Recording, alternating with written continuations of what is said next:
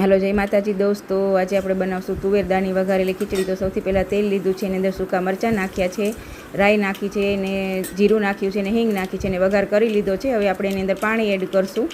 પાણી એડ કરીને આપણે બધા મસાલા નાખશું। સૌથી પહેલાં હળદર નાખશું, ત્યાર પછી આપણે લાલ મરચું નાખશું, ધાણા જીરું નાખશું, ગરમ મસાલો નાખશું ને મીઠું નાખશું અને આપણે બધું બરાબર મિક્સ કરી લેશું અને ખીચડી જે ધોઈને રાખી છે એની અંદર એડ કરી દઈશું અને બધું બરાબર મિક્સ કરી અને આપણે હલાવી લેશું। અને હવે કુકર બંધ કરીને આપણે સીટી કરી લેશું। તો 4-5 સીટી આપણે કરી લેશું અને સીટી થાય ત્યાં સુધી આપણે અહીં આ બાજુ કઢીની તૈયારી કરશું। તો સૌથી પહેલાં આપણે છાશ લીધી છે, એની અંદર ચણાનો લોટ નાખ્યો છે, હળદર નાખી છે, ધાણા જીરું નાખ્યું છે, લાલ મરચું નાખ્યું છે, મીઠું નાખ્યું છે, ગરમ મસાલો નાખ્યો છે અને ખાંડ નાખી છે। બધું નાખી બરાબર મિક્સ કરી લેશું અને પછી આપણે કઢીનો વઘાર કરી લેશું। તો સૌથી પહેલાં આપણે તેલ મૂક્યું છે, ત્યાં સુધી આપણી ખીચડી બનીને કમ્પ્લીટ થઈ ગઈ છે। હવે આપણે તેલ મૂકશું ને તેલ મૂકીને આપણે અંદર સૂકા મરચાં એડ કરશું, રાઈ નાખશું, જીરું નાખશું, હિંગ નાખશું અને સૂકી મેથીના દાણા નાખશું અને વઘાર આપણે કઢીનો કરી લેશું।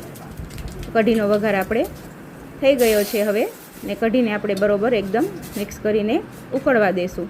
અને આપણે જૈન કઢી બનાવી છે એટલે લસણને એવું કંઈ નાખ્યું નથી અને મીઠા લીમડા વગરની કઢી અધૂરી હોય તો મારી પાસે લીમડો ન હતો એટલે મેં નથી નાખ્યો।